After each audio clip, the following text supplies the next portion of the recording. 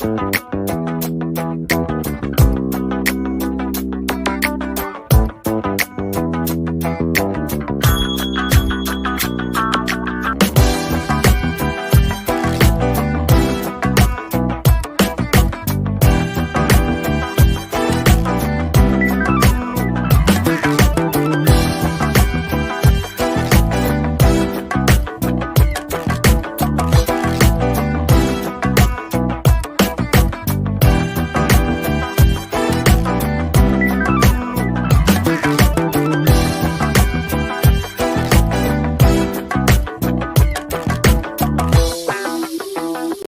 spent countless hours in the garage with your dad.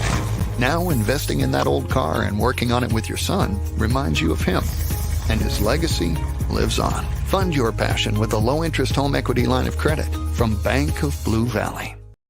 Hi, it's just me, just by myself. Scott is not here today. He will be tuning in a little bit and watching from the comments with everybody. But it's just me. I'm Erin, if we've never met. And my co-host Scott is awesome and amazing, but he had a little bit of a emergency today, so he couldn't join us. So I get to hang out with our incredibly fun panel. And I will tell you, I need as many comments over there as possible. It's really weird to do this by yourself. It's not as, I don't get to be as funny because what am I going to do? Laugh at my own jokes? That's no fun. So make sure you jump in. I wish I was funny like Ellen and I would just tell jokes, but also no fun when you're in your house by yourself. I won't hear you laughing. So I'll just know that you're going to be laughing. Get over here and comment. Let me know who you are, where you're watching from. Are you on LinkedIn, Facebook, YouTube? A lot of business happens over here in these comments. So I want you to be networking. We talk about networking all the time. All right, real quick. I do want to chat a little bit. Burns and McDonnell and Bank of Blue Valley. We are so lucky that they both sponsor this show. Couple things to note right now. Burns and McDonnell has over 2,500 openings right now. They are growing like crazy for 2,500 openings. So go check out their career page. And Bank of Blue Valley is doing some amazing, amazing things. They are really, really focusing on that commercial space right now. Commercial loans. I know a lot of people are doing some build outs. And we were actually just in the pre-show talking about office space. Bank of Blue Valley is amazing. I actually did our loan for our pool there, and it was the most amazing. So I had them kind of evaluate everything. Lori over at Bank of Blue Valley, I had her kind of evaluate everything, and she came back and she said, have you actually also thought about refinancing your car? Because I can get you this great rate. And she looked at my entire portfolio of stuff and made some really awesome contributions to what I could do and save money and help with some growth other places. So it's been really awesome. You guys are amazing. Look, hi, Joel. Hi, Aaron. Looking forward to hearing this guest perspectives listening on LinkedIn. Joel, you're my fave. You tune in every week and I like it. Ryan, LinkedIn, watching from the home office. I like it. We were just talking about office versus home. Tori, Scott, I'm going to check you out today. He's not here, Tori. You're stuck with me. I hope that's okay. Hopefully I can get on in the near future. Tori, I'm going to have you on. I don't even know you, but I'm going to have Scott book you. And then that time Scott's going to be here too, so you won't be so sad. Hopefully you'll be okay with me today. And Janae says, LinkedIn, watch him from the office. Hey, girl. All right, this is weird enough. I'm going to start bringing people in because I have done my due diligence of speaking by myself. So you guys know I did this during lockdown. I would get on here and talk about LinkedIn all by myself. And I don't know what, but now it's weird. Maybe it was just fun then. I thought we'd be back in the office soon back then. So, all right, let's bring in our guests. I'm going to do this rock music. You guys ready for this? All right, we're going to go ladies first. Our first guest, Katie. Then we got Adam. Best background of the group. Best background of the day. Gwen. And last but certainly not least, hi guys. How are you? Hello, doing great. I'm gonna fade out this music. Have you guys ever been on a show with some stellar music? You know, when Scott's on here, he really makes me feel good about the terrible music choices they give us on this software. So, hi guys, thanks for joining us. I'm so excited. If you are just tuning in, make sure you're in the comments. Tell me who you're excited to see. This is an amazing panel, but I am already thinking about what our sports question is going to be because Katie's on here today. So you'll see what I mean here in a second. Let's just jump right into it. Katie, who are you? What do you do? How do you get to Kansas City? Yeah, so I'm Katie Kemmerer. I'm the executive project manager at the Kansas City Chiefs. So my job is a little bit of everything. It's kind of a jack of all trades role. So a lot of what I do is brand development, brand extension, and then brand activation is kind of the best way to sum it all up. Examples of this include our recent international expansion into Germany and Mexico. If you're local to the Kansas City area, we have 2 team branded fitness facilities. So Chiefs Fit, putting those together, launching those in the community, and then just some more stuff that happens on a yearly basis within the organization, like a fashion show we put on.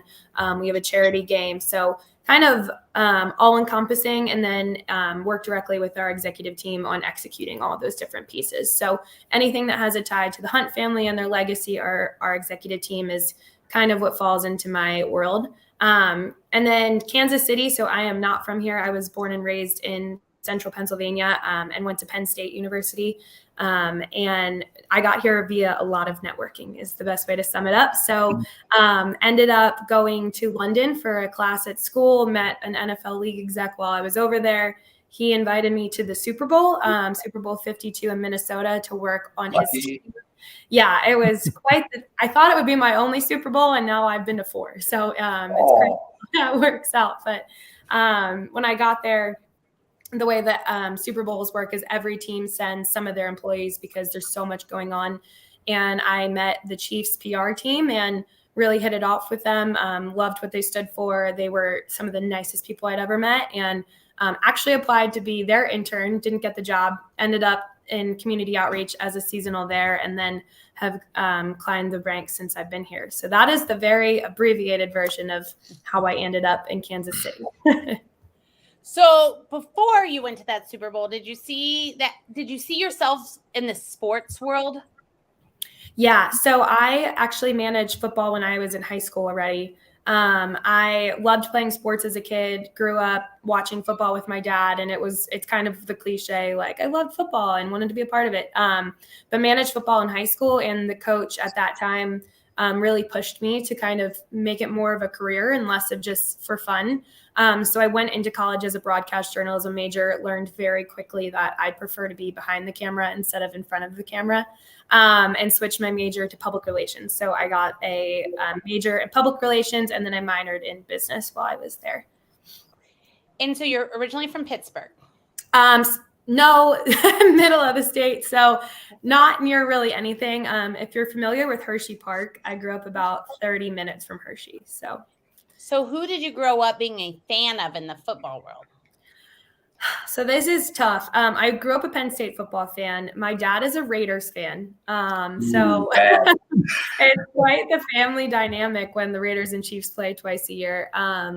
So grew up watching a lot of Raiders games, but I was actually a Seahawks fan growing up, which I have family in Seattle as well. So they were like, don't be a Raiders fan, be a Seahawks fan. And it stuck. So grew up Seahawks, and then now obviously diehard Chiefs, and I don't think that'll ever change. But but mainly I would say Penn State football has always been the team I loved from little on up.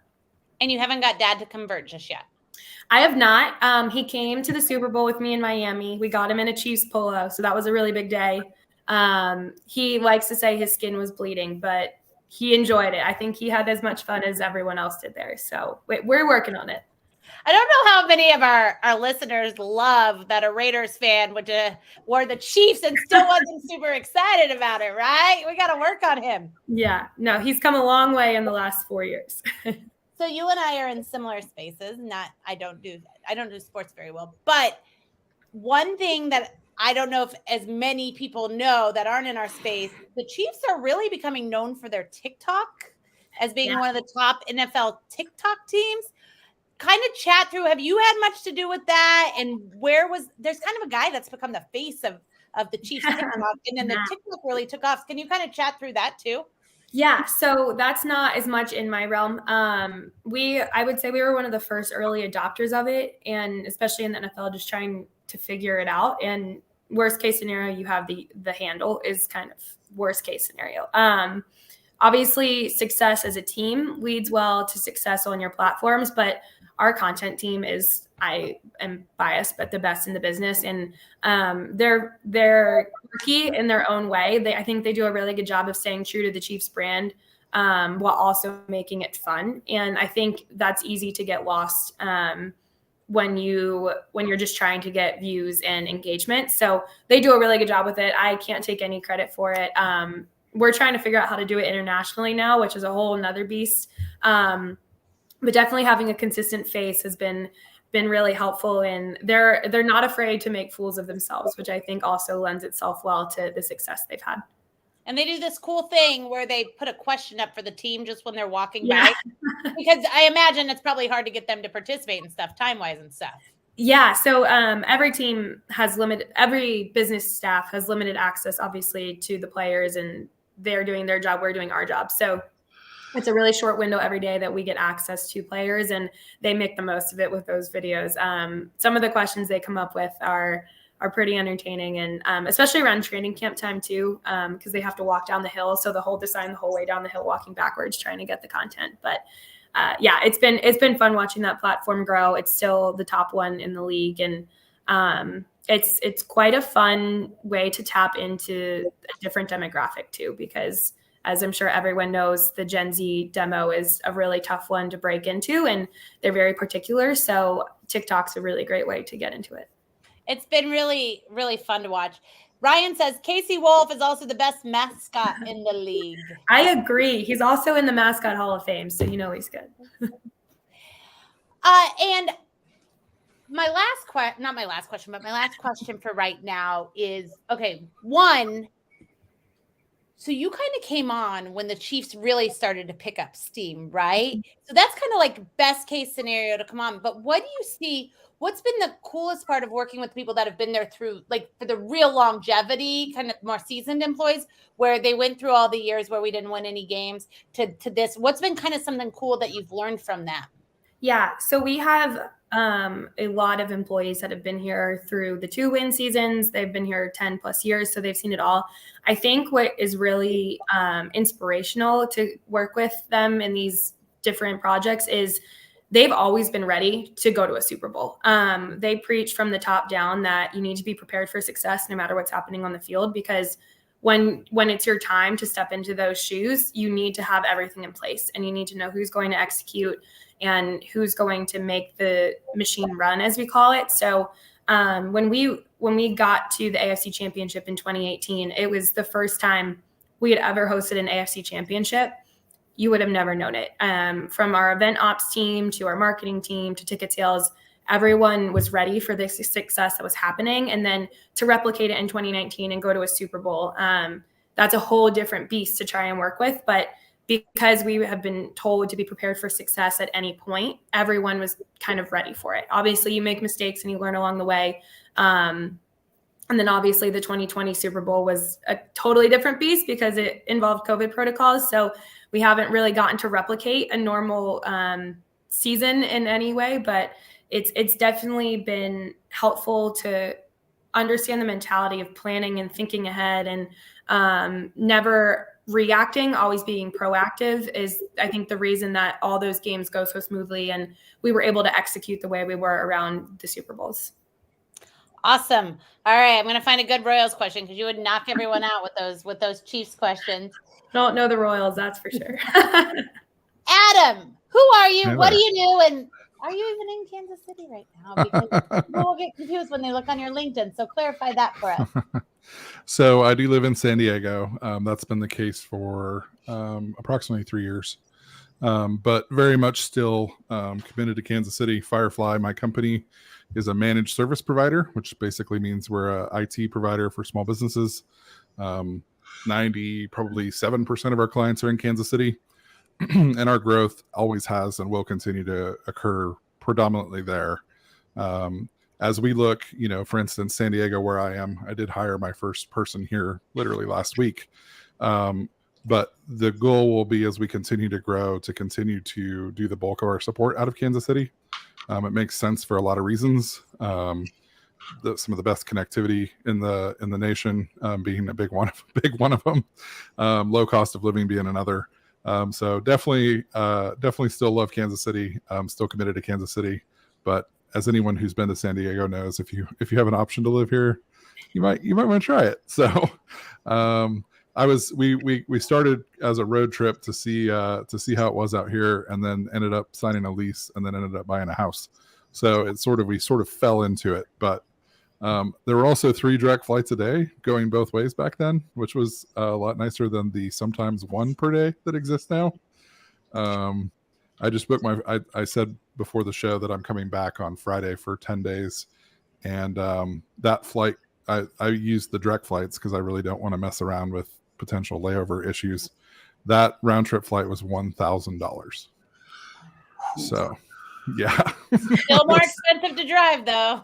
Yeah, it was a little shocking. But no, it's worked out really well. Obviously, COVID hit about a year after we were here, and sort of legitimized the whole model that I was trying to sort of test.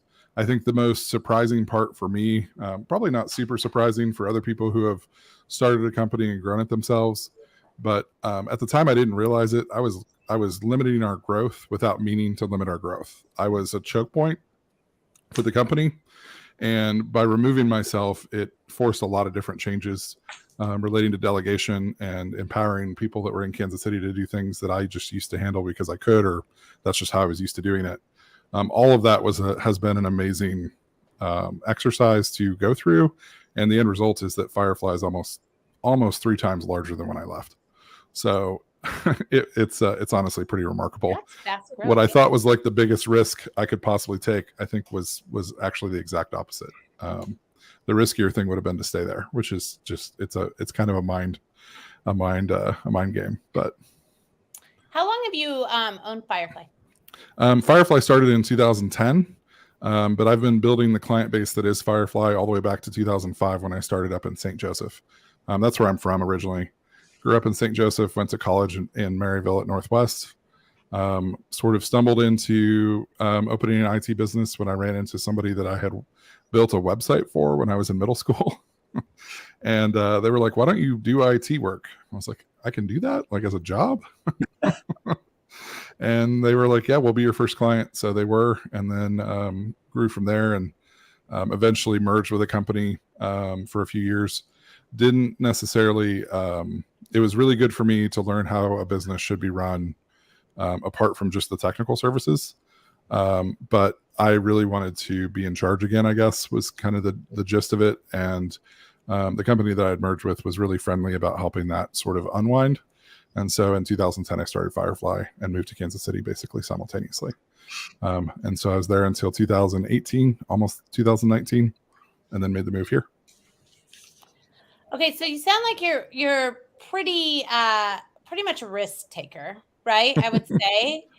But you consider yourself, I recently read, I don't even remember. I'd love to tell you where I read it, but I spend all day on the computer, so I can't always remember. But one of the top leadership characteristics is making quick and decisive decisions. So making a quick decision and then leading the way. So like if I were to say to all you guys, what do you guys want for lunch? And 2 of you said tacos, and 2 of you said other things like pizza and hamburger. I would say, okay, Taco Bell it is. We're going to go to the one down the street, right? Like something like that, quick and decisive. Mm-hmm. It kind of sounds like you have done that a few times.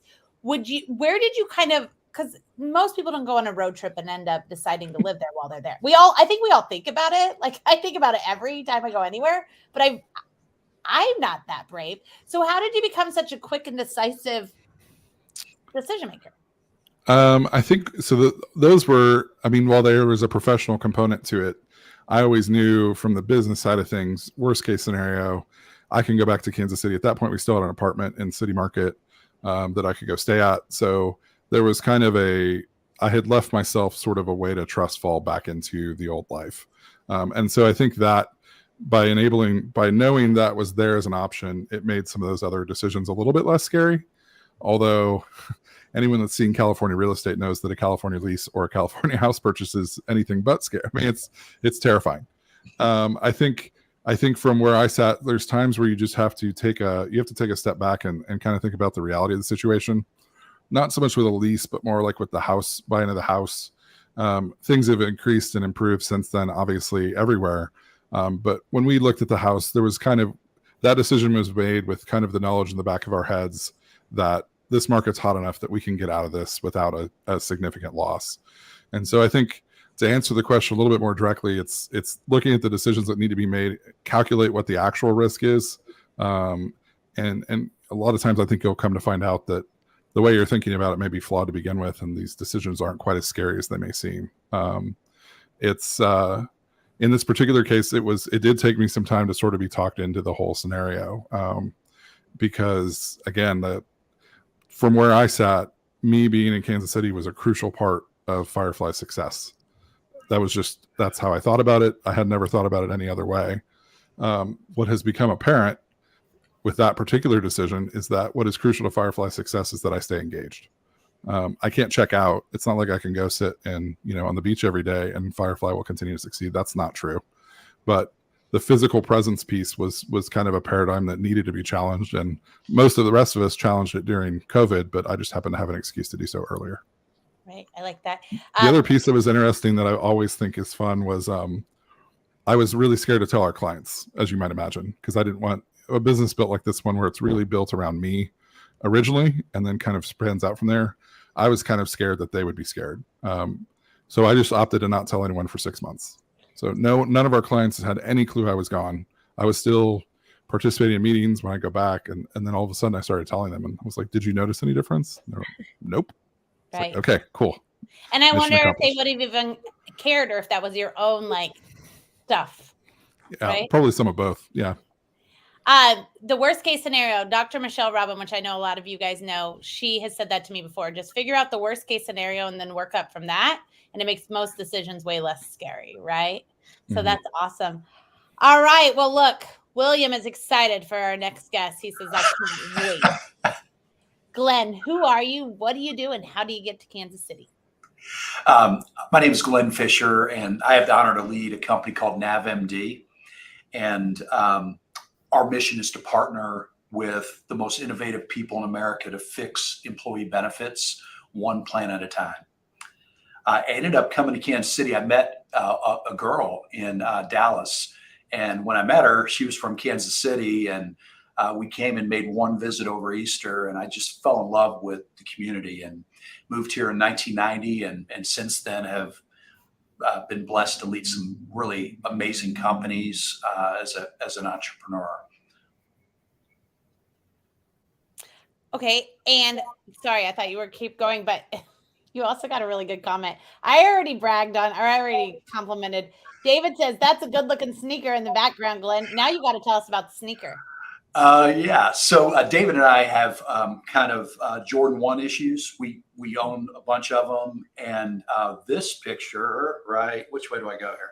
The other way. Nope. Oh, that one. Yeah. No. So this is really confusing because it's backwards almost. Backwards, yeah. But he gave me that painting and I loved it. So I threw it back there. And then you know how you get those like weird pop-ups on Instagram? Well, that one shows up on Instagram. And as it popped up, I said, okay, I'm buying 2 of these. And so David and I actually have the same portraits in our office. I believe that David also gives Jordan 1s to new employees or something like that. There's something with his. He does. I am so jealous. I have tried to apply for multiple positions and I keep getting turned down. I hope someday he'll find something for me to do at True Captive. Can you chat a little bit more about what your company does? I know you said with benefits, but can you expand a little bit more? Yeah, absolutely. So 155 million Americans get their health insurance from their employer. Every single year, things change for them. They're paying more out of their pocket. And before we know it, a person making $60,000 a year will be spending half their income on health insurance, copays, and deductibles. Well, the same story is true for the employer side. I've led very large companies and I've led smaller companies, and each year my rates are going up 10, 15, 20%. So when I found NavMD and acquired NavMD a few years back, I instantly fell in love with the idea because every company I've ever been a part of, insights has been so important, because insights allows you to nail down the clarity of where you are today and set a plan to, for your hopes and dreams for tomorrow.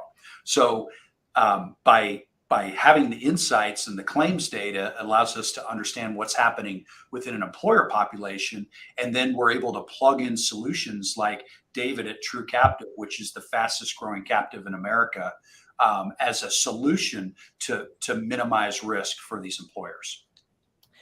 So do you just work? Sorry, I'm going to really hyper focus right now because I'm up for renewal. My benefits 7/1. So this has been top of mind. And it's very hard as a small business to even get anyone to talk to you in this space, right?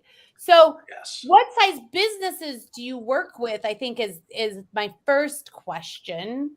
Let's start with that. What size businesses do you work with? Yeah, so most of the businesses we work with are self-funded or level-funded plans, but more of the larger fully insured plans are also on our platform because they want to understand what their options are. So we have plans all the way down to 20 people that are on our platform that are using those insights to truly make a difference for their employees so they can get world-class benefits. Cool. All right. Well, I'll talk to you in 10 people when I have 10 more people.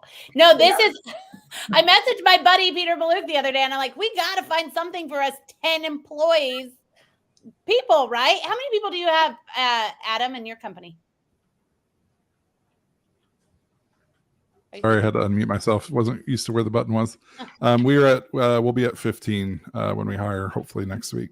This is a weird space to be in because 20 is actually the lowest I've heard anybody say on their, we'll even have those conversations with you. So that's, you and I are going to meet offline. I have lots of questions for you. So NavMD, so do they work with you to get within their insights? Is it a platform that they just can onboard themselves?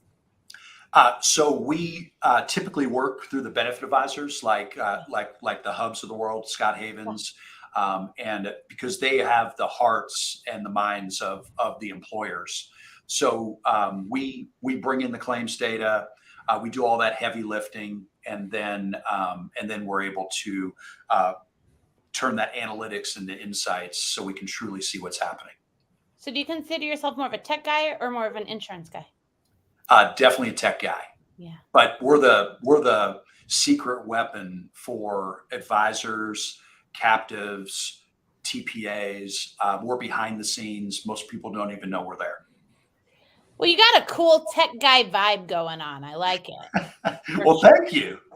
All right, I'm gonna have so many questions for you offline. You'll be like, Aaron, I just said I'd come on the show, not be your best friend, but I'm so intrigued. So, all right, Chuck, who are you? What do you do, and how do you get to Kansas City? Well, before I get into that, first of all, Katie, I think some of the mystery's been solved. People have said, well, when the Kansas City Chiefs started doing a lot better, as a lot of personnel we saw on the field, a lot of the players.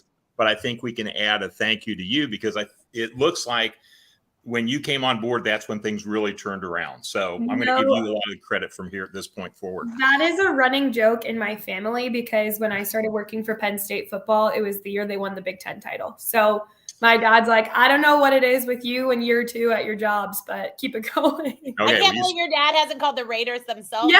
Yeah, try to the second year it's guaranteed. I am from the Kansas City area. I've moved away a few times, Aaron. We lived down in Austin, Texas for a number of years, Tulsa, Oklahoma. I was in New Hampshire for a short period of time. Adam, the last dealership I ran was up in Maryville, Missouri, so familiar with the Bearcats and the high school team, the Spoof Hounds. But I started in the car business in 1980. So for the better part of the last 42 years, I've been in and around the retail car business in one form or fashion. Most of the time when I was at dealerships, I would run sales or finance departments. So when people ask me, well, how do you know how dealerships operate? That's the pool I've swam in for 4 decades. A number of years ago, I got a taste of being what I consider a true broker, an auto broker. and I worked for the customer, kind of. Brokers take money from dealerships. Dealerships are more than happy to pay you to bring them clients, bring them customers. We don't take any money from dealerships. There's just one significant difference. But anyway, got a taste for working for the customer versus the dealership. And off and on over the last probably 30 years, I've done a little bit of this. And when I moved back from Maryville a little over about 5 years ago, just decided to do this full time, change the business model to where it is right now. And basically, I tell people, think of a real estate agent, but cars instead of houses. So we'll help you locate the vehicle. And we use some search engines and techniques that aren't available to customers, to the public. We will go with you on test drives, which I think is really important. I like a real-time response, what you like and what you don't like. Plus, we're a nice buffer. We'll give unless it's a dealership that knows me and respects how we do business, the dealership wants your name and your contact information. They get your name, but they get my phone number, my email address. So you don't get bombarded after you walk out of the dealership. And then, of course, we're sitting there with you when you make the purchase. You sit back, have a cup of coffee or a cold drink. We have whatever discussions need to be had. But before we ever go in, we will help appraise your vehicle. And again, I'll use some tools that dealerships use that the public doesn't have access to. We'll structure financing, or if you're leasing or whatever the case may be, paying cash. We'll have all that, and we'll have a game plan before we walk into the dealership. Dealerships sell dozens, maybe hundreds of vehicles a month. Most people buy a vehicle once every 3 to 5 years, and it's not a level playing field. And I talk about the difference of when you go to court, odds are you're going to hire an attorney to look out for your best interest. Buy or sell real estate, you can do it on your own, but most people hire a real estate agent. Do your taxes, even if you use TurboTax, that was set up by somebody that's very knowledgeable. That was created by people that are knowledgeable in that profession. But yet people walk into car dealerships every day and they have nobody on their side. Now, dealerships, I've got a lot of friends that still work at dealerships, run dealerships, own dealerships. They have every right to make money. They should make a profit. I never go in to beat up a dealership. I just keep an eye on the transaction and make sure everybody's playing nice. I bring things to the table and questions and comments and structure the transaction on the customer's behalf that wouldn't take place if I wasn't there. So I enjoy it because it's something I'm familiar with. And there's a large segment of the car buying public that doesn't like the conventional car buying process. So that's where I fit in. And it's not any different than anything that any of you folks on the panel do, or people watching this online or listening to it. You're much better at what you do than I would ever be. And Erin's a great example. She made a suggestion of how to change something very simple on my LinkedIn profile the other day. And after 45 minutes, and I was so frustrated, I called her up and said, can you help me with this? And I think in 3.5 or 4 minutes, she had it taken care of. So it's just a matter of that's what she's really good at. I'm not. I'm really good at the car business, and I really enjoy making the transaction a little bit more equitable for the customer. And how do you, okay, so let's just do full transparency here. I just bought a new car and I got very frustrated during the process. And a good friend of mine said, well, you got to talk to Chuck.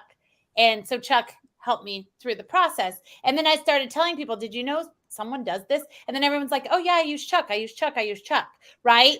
But I was like, why aren't anybody of us talking about Chuck before you bring this up? Right? So how do you charge? Like, how do you make money? Who pays you? And like, why does it make sense that you don't work for the dealership versus other people? Well, the reason it makes sense that I don't work for the dealership, are you saying as far as take money for them or work? What does your business model look like? How do you make money, I guess? Okay. We charge at the end of the transaction, where we're helping. Most of what we do is help people buy cars, but we can help people sell cars as well, market those and weed through the scams, show them the vehicle to strangers, negotiate, turn it back over to the owner once we have a real person with real money. But the majority of what we do is help people purchase vehicles. And we don't do it. The reason, Erin, people don't really know about us is we don't do conventional advertising. Nobody looks for us when they go buy a car. Nobody says, gosh, I'd love to have somebody on my side that's that has 40 years of experience help me walk through this. You just don't think of that. So all of our business is repeat and referral business. And consistently over the years, we're probably 70 to 75% of our business is referrals. And the other 25 to 30% is repeat business. So again, first thing we do, we have a consultation with you, usually over the phone. We find out what you're trying to accomplish in those 3 areas, what you want to end up purchasing, if you have a trade-in, and then, of course, what the money looks like, what the dollars and cents looks like. Then once we're finished with the entire transaction, and if that takes us 2 weeks or 3 months, it doesn't matter. Our goal is to make sure that you end up with what you are expecting and that you're happy. We charge a fixed fee. It's $775. It's at the end of the transaction. If you're purchasing a $15,000 vehicle or a $168,000 vehicle, it's the same process for us. So we're not going to charge you more because maybe you're buying a more expensive vehicle than the people we helped yesterday. That wouldn't make sense. That wouldn't be fair. So that's how we make money if we do indeed help you with the entire transaction. Well, I will just tell you, it's worth every single penny. And what was like really impressive to me is that, so I bought a new car, brand new car, my first brand new car. And then they say you need all those things. You need all those things, right? Afterwards, like all of a sudden you agree to something and that's not the number they bring to you. And one of the things Chuck did is he's like, well, did you look up what that is? Like one of them was a maintenance plan for 5 years. And it just sounds really great not to change your oil for 5 years.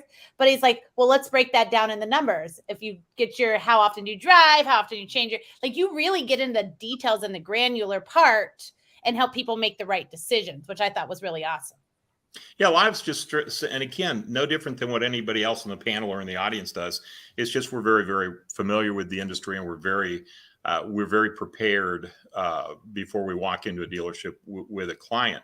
And it's bringing up things like I had a gentleman the other day, and one of the things we bring up is let's look at the vehicle you're trading in, and there may be some items on the contract that are cancelable, and you can get a partial refund. And this gentleman, which a lot of my clients go, oh, we had no idea we can do that. And sometimes it can be $1,000, $2,000, $3,000 back in their pocket.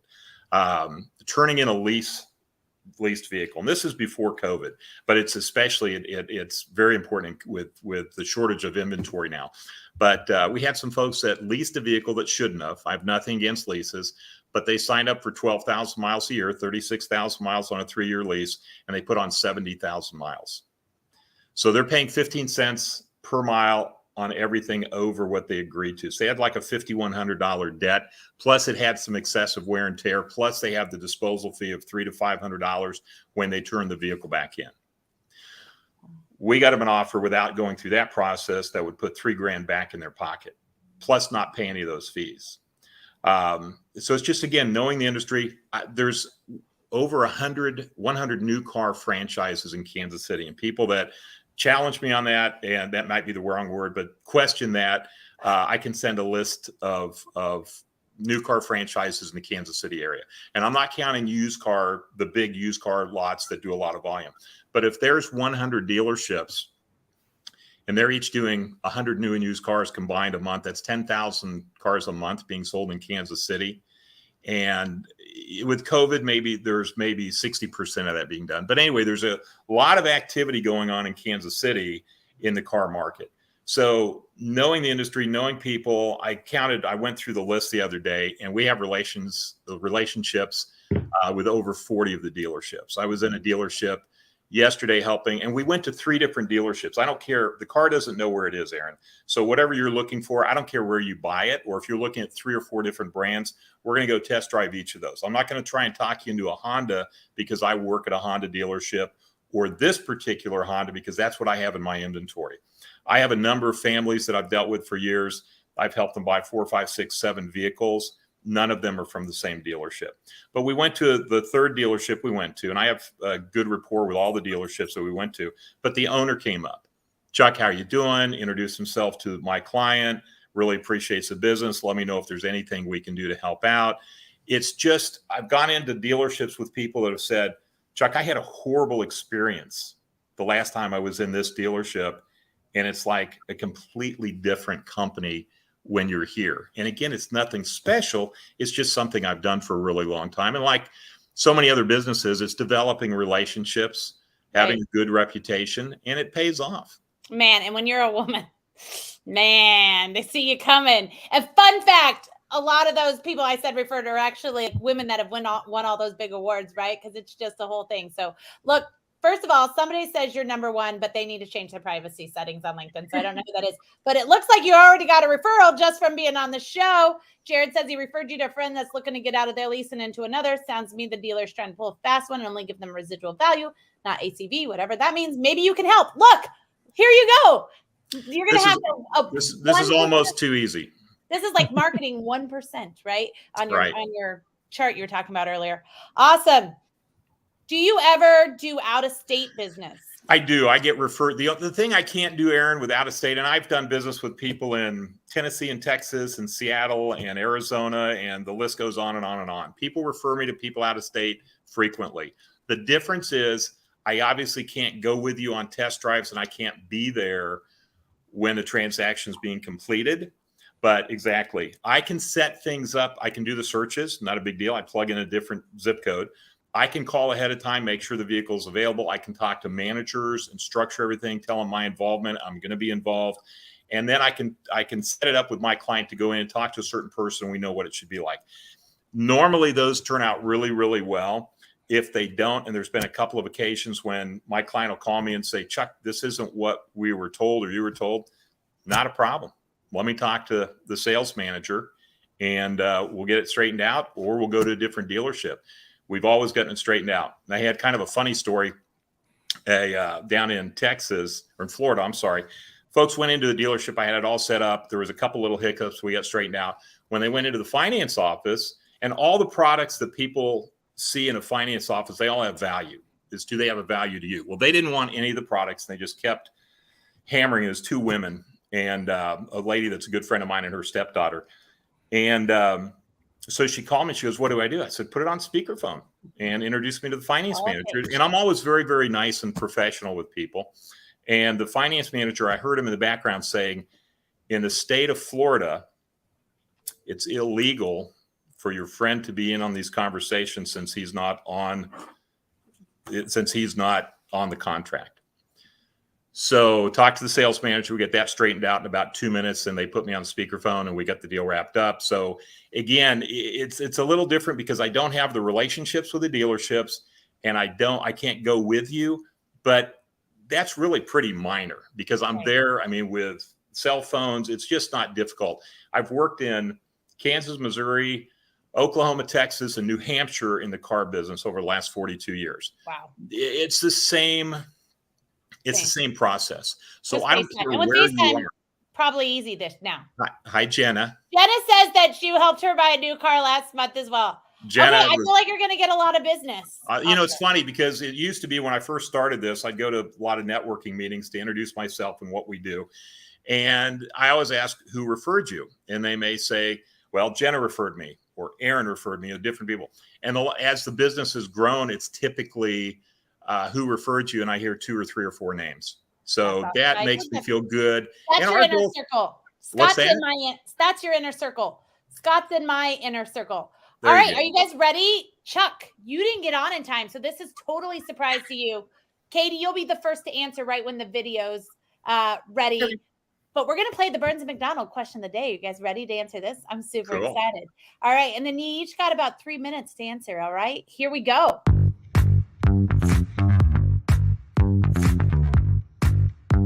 Hello, my name is Lisa Diven. I'm a mechanical engineer at Burns & McDonnell. I currently write proposals for our oil, gas, and chemical business. And my question today is, what technology is essential for your business? Katie, what technology is essential to work at the Chiefs? Yeah, so I think there are 2 kind of primary ones. The first, and I think most important that everyone can kind of guess, is customer relations software. So anything that helps us manage lead gen, customer growth and retention, and project management.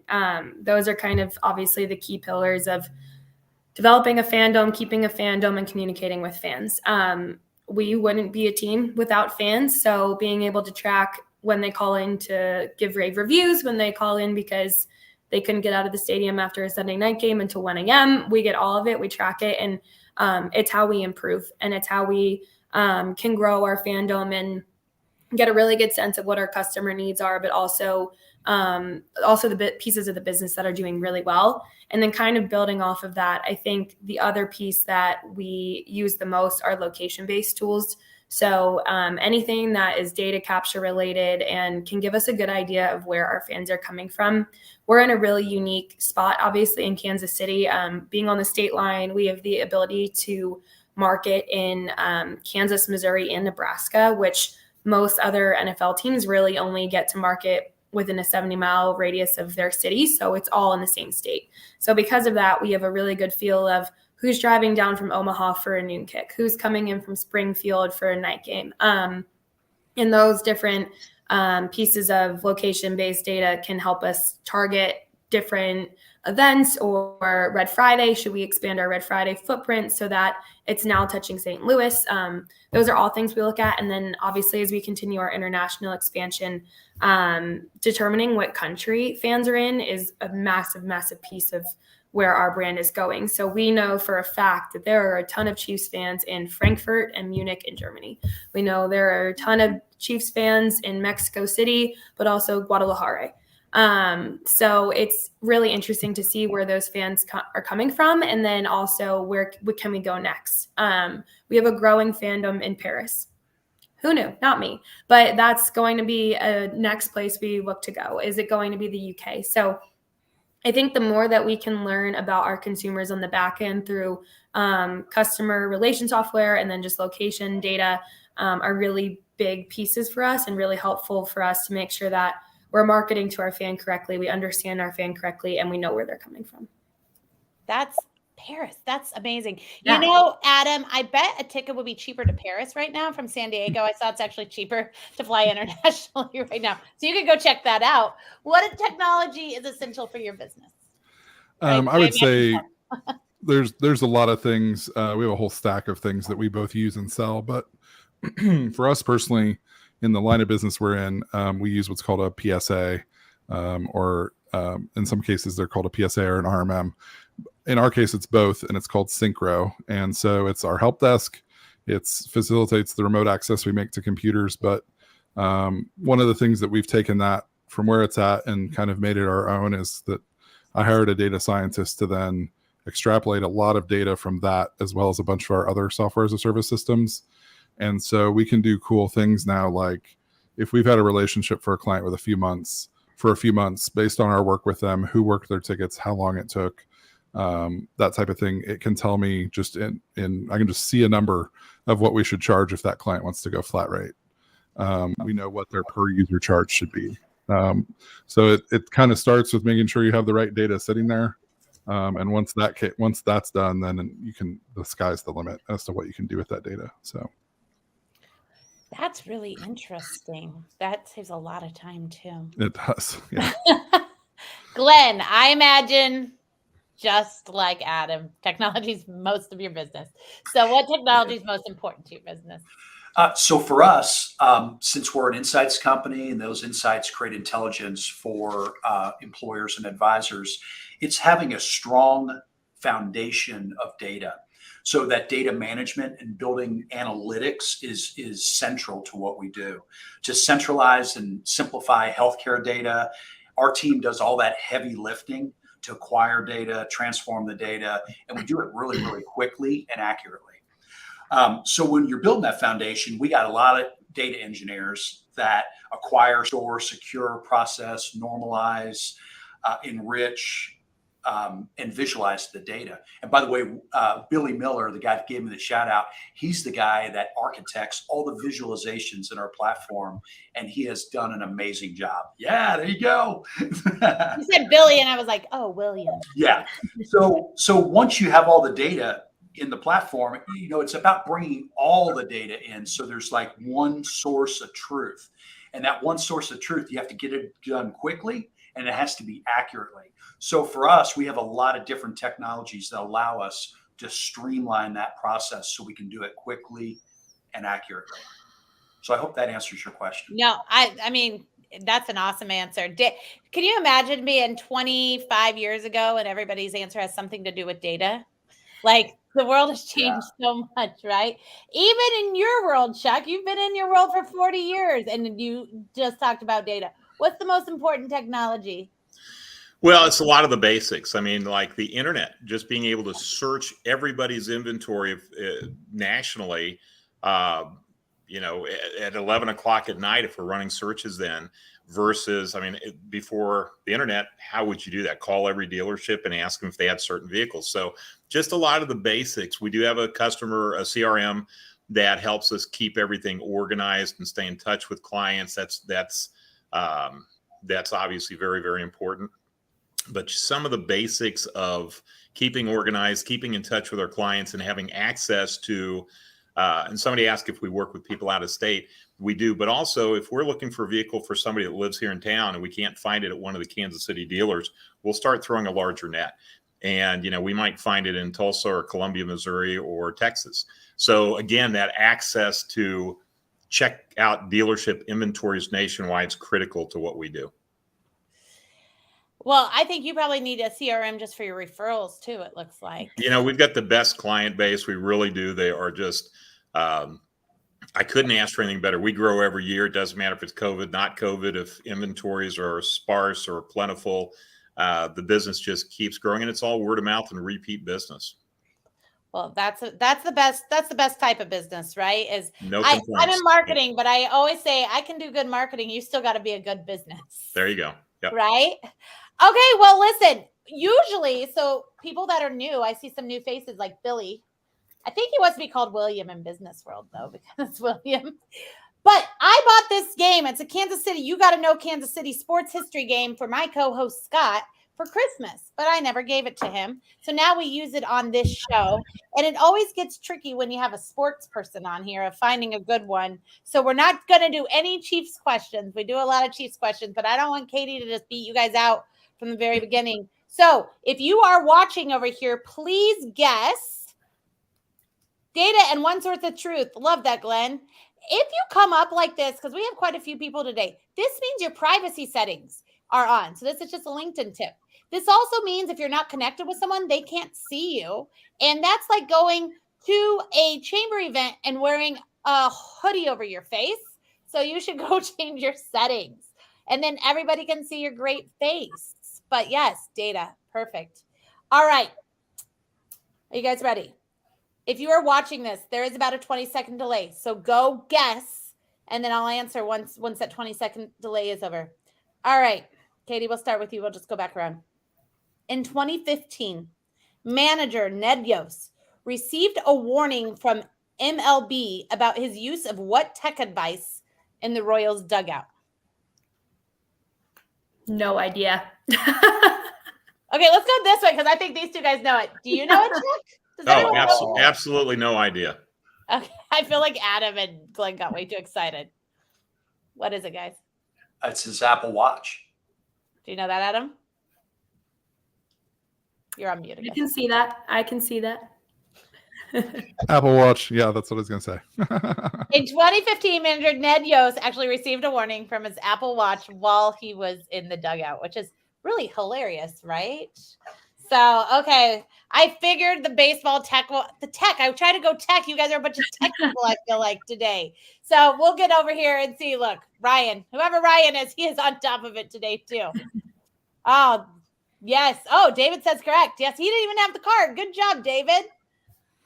All right. Well, here's the deal. Everybody here is, you guys are all tagged on LinkedIn. So I think if somebody wanted to do work with you, that would be the best way to get a hold of you. Is that correct?